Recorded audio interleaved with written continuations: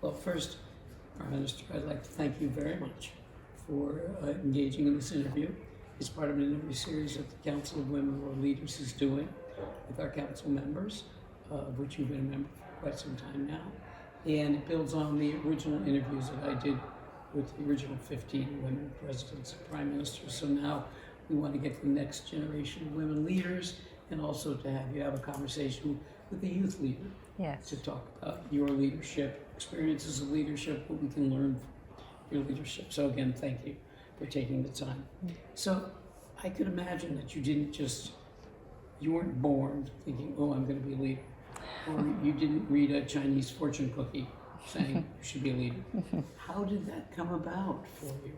Yeah, so I was interested in politics from the early age because my family was involved in politics. My father was mayor, elected mayor or chair of the municipality council, as we call them, and also my grandma was active in politics.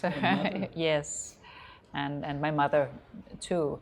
So there was a lot of discussions in my family concerning politics. So that I became interested because sometimes people who live in families where parents are involved in politics, they kind of reject the whole idea of politics, but that didn't happen to me.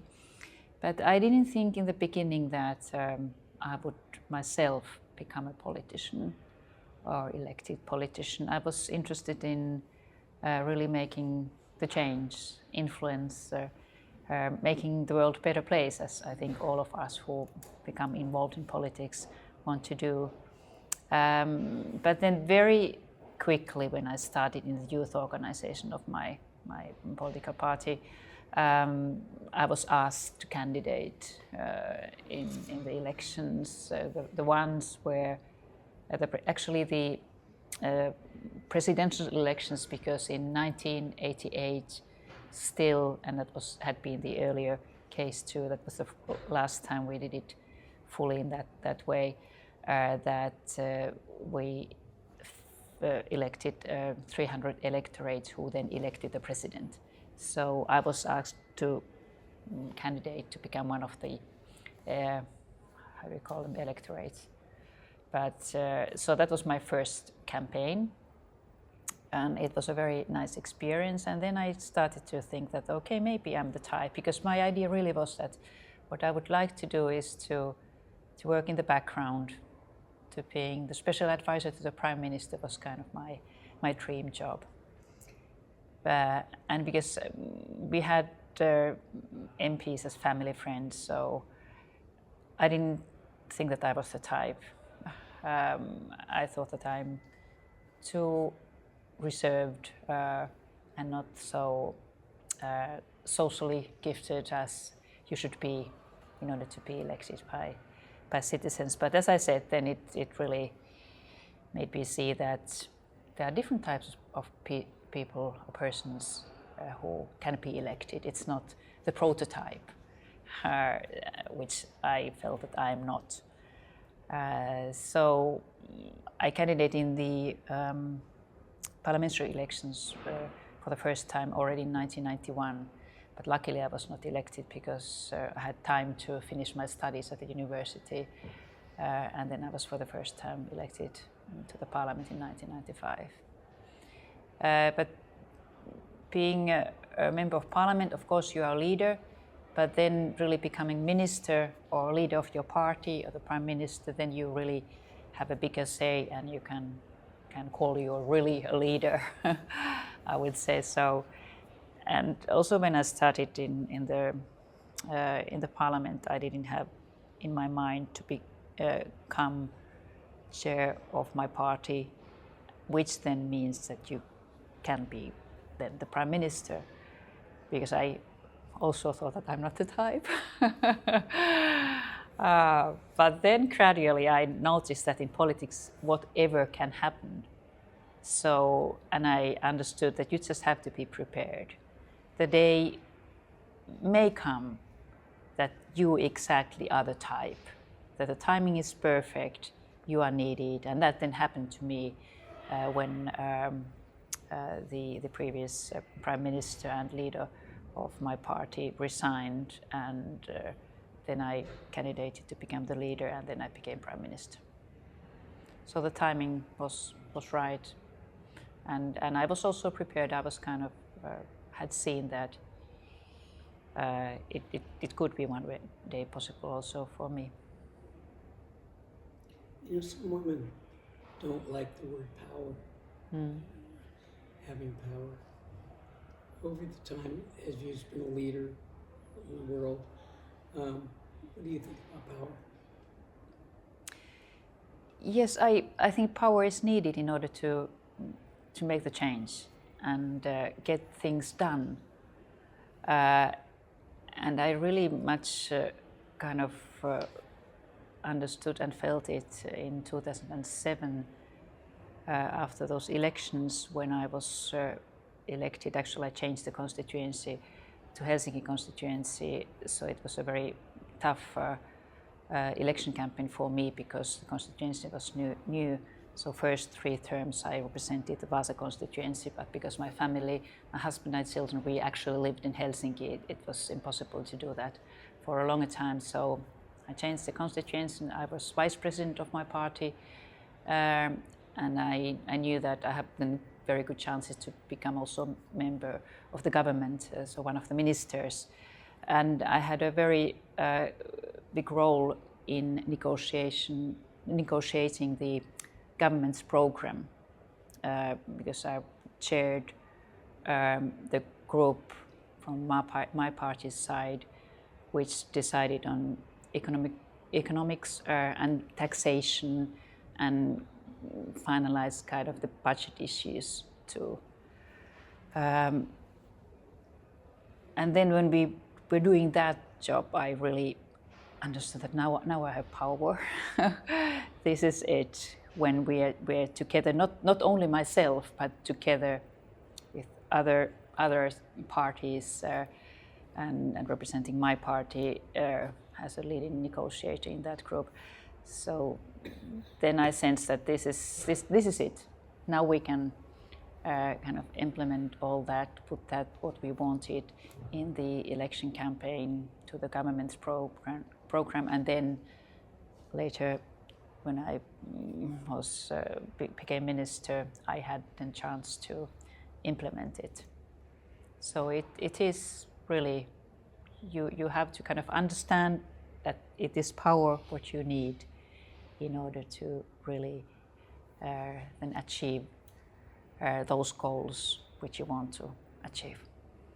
And I suppose it becomes glaringly obvious, as you said, when you start moving into the money realm. Yeah. When you start having control over budgets and the economy, you really understand that. Yes, and I studied economics, so I think that was an excellent kind of basis for my political career, because then I was able to, during my career, kind of concentrate on those issues, and as a Prime Minister, it was very, very useful to have been involved in economic policy issues for a long time. It does seem to be actually a theme of some women leaders that they have an economics background. Yes. I think is very grounding. Yeah.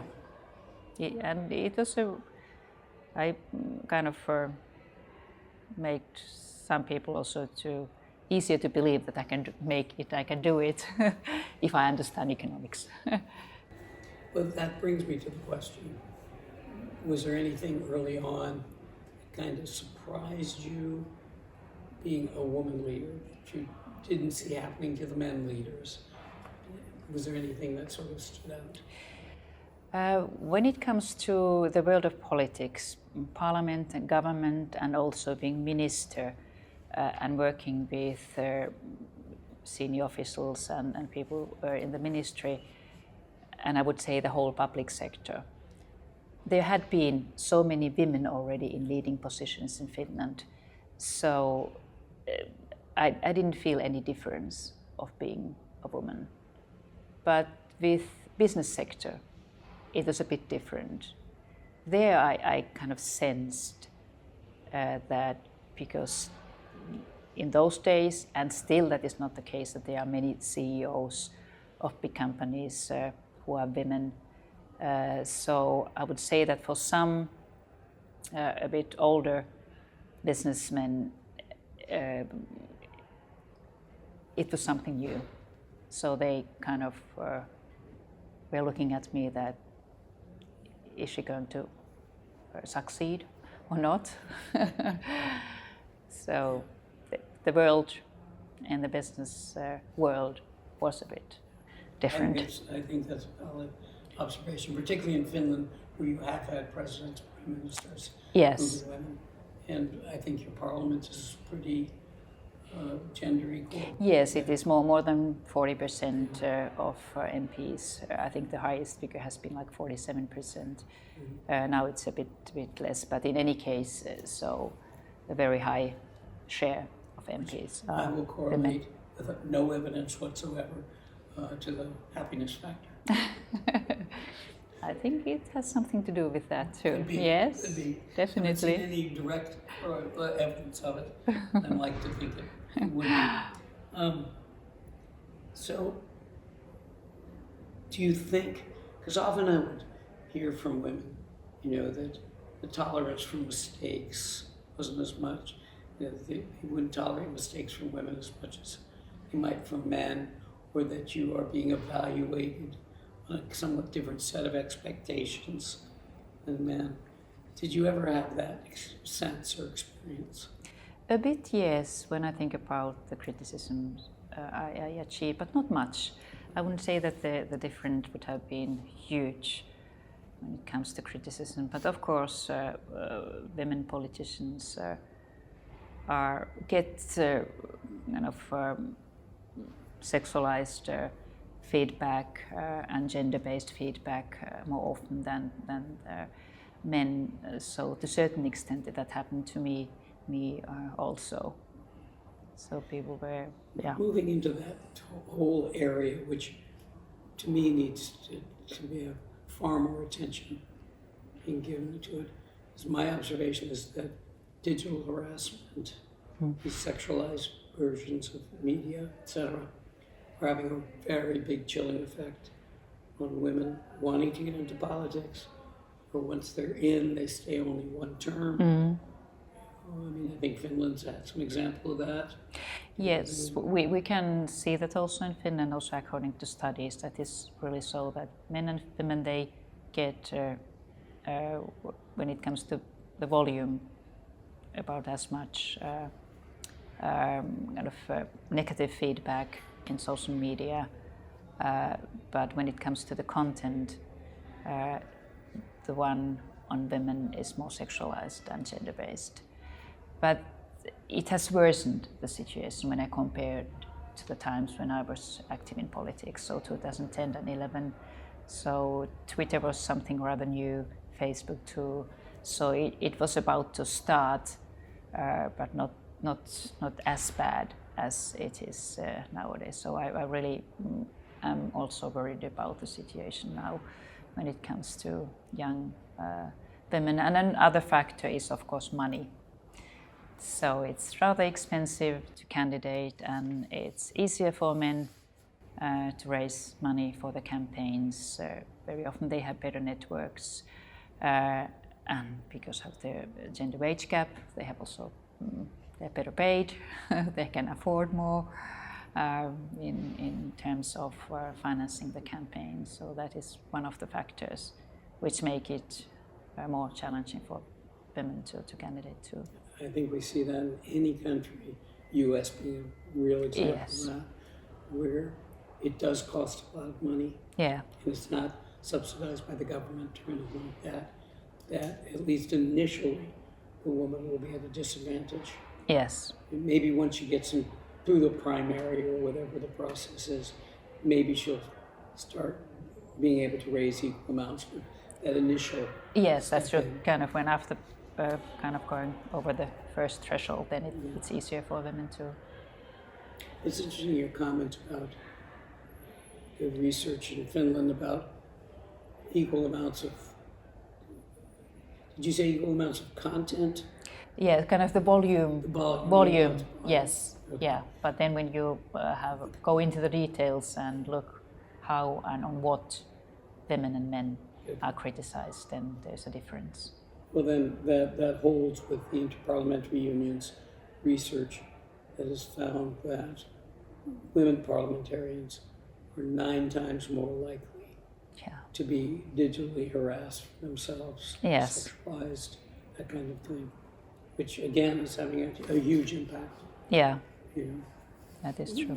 what you know, and I don't see this going away. I think it's just going to be seemingly more organized attempts to keep women out of the public sphere. That's true, and that is very alarming, and we really have to do something to it. So more regulation is needed, and a global regulation, and media literacy is also a key words that we make sure that everyone is capable of really understanding what's happening in the social media platform. So the technological development is really so rapid that it's challenging in terms of regulation, but also in terms of understanding what's happening.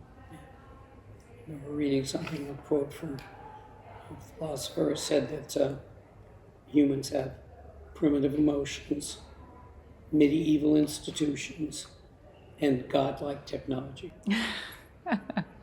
So how to fight that? Yes, with medieval exactly. institutions, Yes, and yeah. primitive emotions. Yeah, I think that's part of the problem. that's true. So, reflecting, what was your largest sense of accomplishment in your leadership role?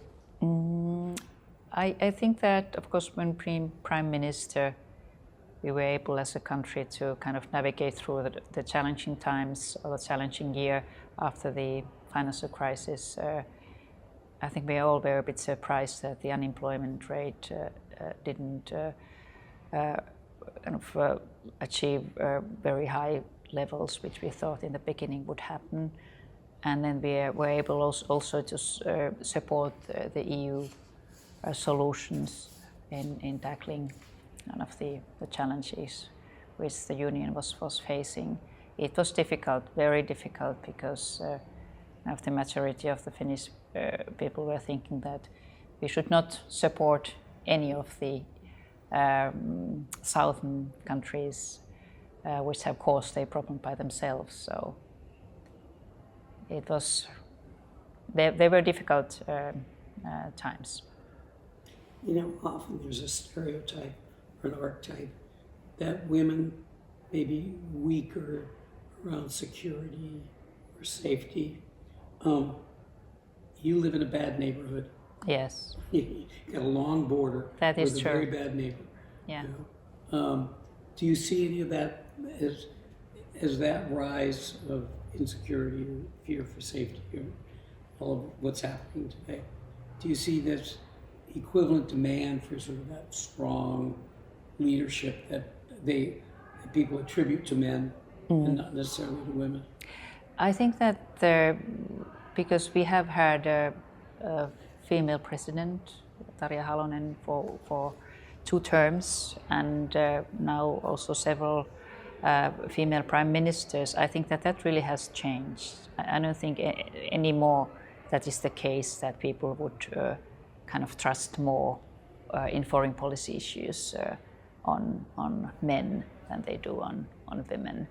So I think that really has changed, and that I had the feeling we didn't have that challenging times when it comes to Russia when I was Prime Minister, but I never had the feeling when I was together with Tarja Halonen that someone would kind of like that.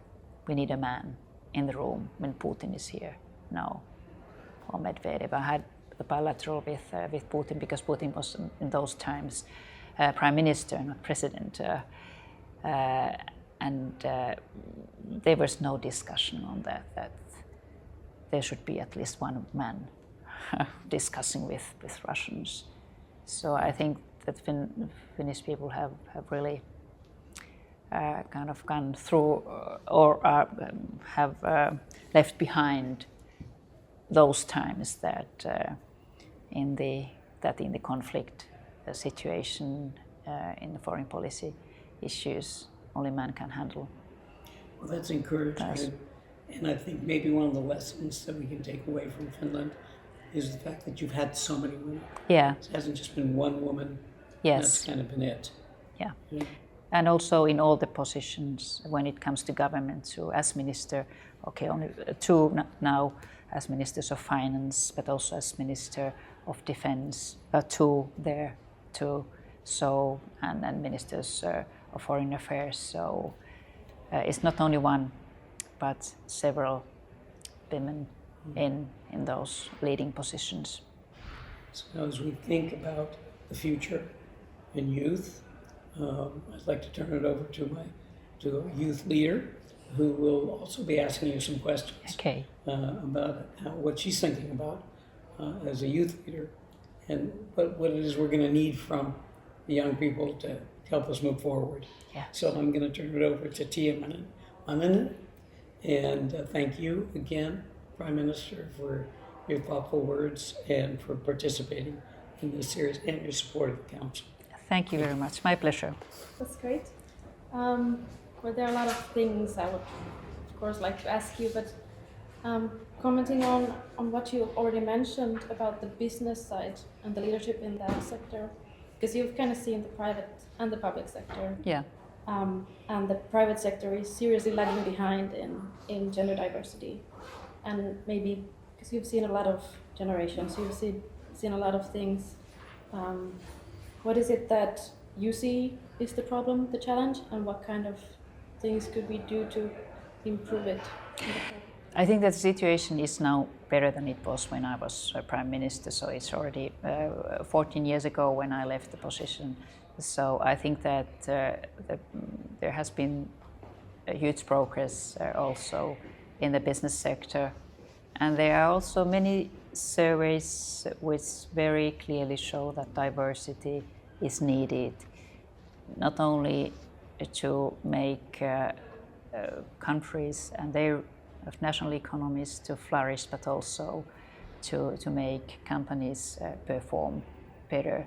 I think that this has really convinced also the private sector to seek for diversity, but still things could be better in Finland because we still don't have many female CEOs. And I think where we should look at is, of course, young people, youth, and what is one of the challenges we should tackle, especially in Finland, is that there's so big segregation between different sectors. So young women and girls, they don't select as the career path in STEM occupations. So I hope that will change because that would then, in many sectors in the private sector, to improve their kind of the situation. Because if you have more female engineers, you have a greater potential from which to hire to those companies which are now very male dominated. Yeah, that's you need to start young. Yes, that is true. But also role models are important in the business sector, as they are in the public sector and in politics. So I really hope and wish that also the female business leaders would be a bit more visible than they are now. I wish that too. Yeah. Yeah, I'm also, because I'm looking at this from very Finnish perspective, I'm thinking about the kind of norms that we have in our culture, which are very, we value modesty and consensus in both sectors. And maybe as a young leader, I've struggled with how can I be ambitious and assertive in a way that doesn't take away from my kindness and care. Is there ways that you navigated this this kind of duality of being a woman? Oh yes, I understand very much, very well what you mean with what you mean. Yes, sometimes really I thought it was a challenge when you were obliged to really lead the country or make decisions of which everyone didn't like. But I think that the challenge lies there that you have to be able to explain the decisions and explain them once again, use time in kind of explaining to citizens what you are doing, why you are doing. I think that is the best way to make sure that you understood in the right way. There are also some things in the Finnish society that are less easy to talk about. We are very, like I said, modest, and we are very conscious of our choices and how we behave, for example, in the public eye. But there are also some statistics that say that Finland is very dangerous for women. We have huge numbers of intimate partner violence. And at the same time, when we discuss women's leadership in all sectors, how do we navigate that discussion that needs to include all of these like very different point of views? Yes, when it comes to kind of gender gap in Finland, so one of the biggest challenges we have is really this high numbers of domestic violence and those incidents. There are too many women are killed by their husbands or boyfriends, and there should be no victims of that kind anymore in today's world. So this is a theme which we just have to take up and publicly speak. And there also the youth is the key, how to make sure that these new generations fully act differently. But of course also kind of by discussing this problem is something what has to be done constantly in order to achieve also the other generations. Is this the answer to all of them? Speaking of that, what advice would you give to younger leaders, specifically women, but also in other Nordic countries and elsewhere in the world? And what do you think is the next frontier for equality in Finland? So I really encourage all the young women and girls to be curious and find kind of the right route and right career for themselves, and don't be shy and don't think that I'm not capable of that. Believe in yourself. Finnish girls are the ones who perform best in PISA surveys, and they really are capable. Just what is needed is that girls have to believe in themselves, and I think by that you can make whatever from your life. That's great. Thank you. Thank you.